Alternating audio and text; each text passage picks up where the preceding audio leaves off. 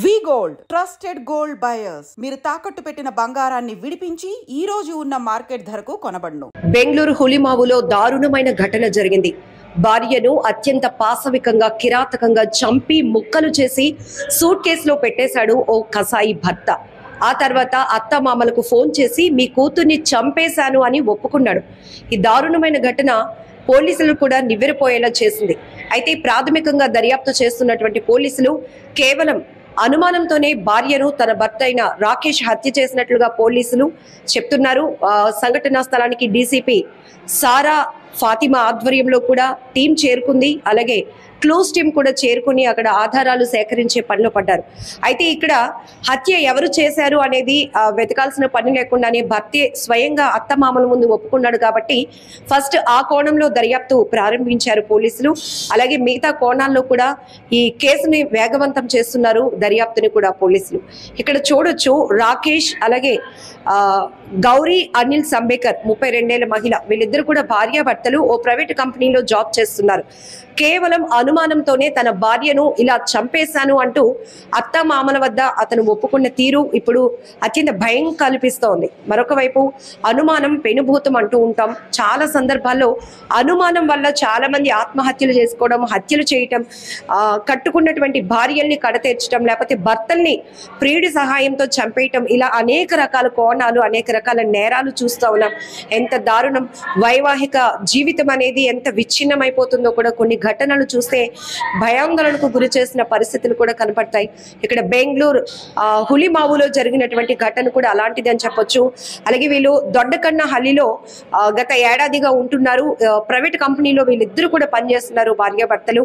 అయితే తిను ఏమైనా ఎవిడెన్సెస్ సేకరించాడో లేకపోతే థర్డ్ పర్సన్ నుంచి మీ భార్యపై ఇలా కొన్ని ఎలిగేషన్స్ చేయటం దాన్ని నమ్మాడో బలంగా తెలియదు. కానీ అత్యంత కఠినంగా హృదయాన్ని మార్చుకొని ఇక్కడ చూడొచ్చు. ఆయన మెంటల్ కండిషన్ కూడా ఒక్కసారి మనం అర్థం చేసుకోవచ్చు. ఒకవేళ అలాంటి పరిస్థితి ఉంటే గనక అతను ఏదైనా చూసున్నా తెలుసుకొని ఉండున్నా కూడా దానికి ఇంకొక మార్గం ఉంటుంది, వాళ్ళ భార్యని పనిష్ చేసేయడానికి. కానీ అత్యంత దారుణంగా 3 ముళ్ళు వేసి జీవిత భాగస్వామిగా చేసుకున్నటువంటి భార్యను కత్తితో నరికేసి ముక్కలు చేసేసి సూట్ కేసులో పెట్టి ఇంత దారుణంగా కొంతమంది వ్యవహరిస్తున్న తీరైతే మాత్రం చాలా భయం కొలుపుతోంది. ఇంకొక వైపు అసలు ఏమైపోతోంది వివాహ వ్యవస్థ, పెళ్లి వ్యవస్థ ఏమైపోతోంది, అసలు కల్చర్ ఎట్టిపోతోంది అనే పరిస్థితి కూడా విశ్లేషించుకోవాల్సినటువంటి సిచ్యువేషన్ వచ్చిందని చెప్పొచ్చు. ఇప్పటికే సైకాలజిస్టులు చెప్తున్నారు అసలు పరిస్థితులు బాగోలేదు. ఎక్కువ శాతం ప్రతి ఒక్కరు చిన్న చిన్న విషయాలను భూతద్దంలో పెట్టి చూస్తున్నారు. ఇక భార్య భర్తల మధ్య విభేదాలకు కారణం కూడా ఒకటి మనీ అవుతుంది, 2 వివాహేతర సంబంధాలు అవుతున్నాయి, ప్రేమ కారణం అవుతోంది. ఇలాంటి వాటి వల్ల అందమైన జీవితాలు కూడా విచ్ఛిన్నమైపోతున్నాయి. కుటుంబ వ్యవస్థ అనేది పూర్తిగా పాడైపోయిన పరిస్థితికి వచ్చేస్తోంది. ఇంకొక వైపు వీళ్ళు భార్యల్ని కానీ లేకపోతే భార్యలు భర్తని హత్యలు చేసి జైలు పాలవటం, పిల్లలు అనాథలు అయిపోతూ ఉండటం, పూర్తిగా కుటుంబం అన్నది మొత్తం కొలాప్స్ అయిపోతుంది, ఆ ఫ్యామిలీ సిస్టమ్ అనేది. ఇలా రకరకాలుగా చెప్తా ఉన్నారు. కొంచెం ఒకవేళ మీకు ఏమైనా సైకాలజీ పరంగా కౌన్సిలింగ్ అవసరమైతే ఇమీడియట్ గా మీరు తేరుకోలేకపోతున్నారు ఆ సిచ్యువేషన్ నుంచి, ఆ స్ట్రెస్ మాకు ఎక్కువగా అయిపోతుంది కాబట్టి ఆ కక్ష నుంచి మేము స్కిప్ అవ్వాలి అనుకుంటున్నామని కాస్త ఆలోచన చేసి లేదంటే మానసిక నిపుణుల్ని సంప్రదించిన అక్కడ మీకు ఒక వాల్యుబుల్ సజెషన్ దొరుకుతుంది. ఇక్కడ మనం చూడొచ్చు బెంగళూరు హులిమావులో జరిగినటువంటి ఘటన. భార్యను అత్యంత కిరాతకంగా, అంటే ఇక్కడ ఒక భర్త అని చెప్పే కన్నా చాలా చోట్ల చాలా మంది విశ్లేషించేది ఇలాంటి వాళ్ళను మృగాలుగా ట్రీట్ చేయాలి. ఎందుకంటే ఒక సైకోల్లా ప్రవర్తిస్తున్నటువంటి తీరు, వీళ్ళు ఏదో మానసికమైనటువంటి సమస్యలతో బాధపడుతూ ఉండటమే ఇలాంటి పాశవికమైన నిర్ణయాలు తీసుకుంటూ చంపేస్తున్నారు.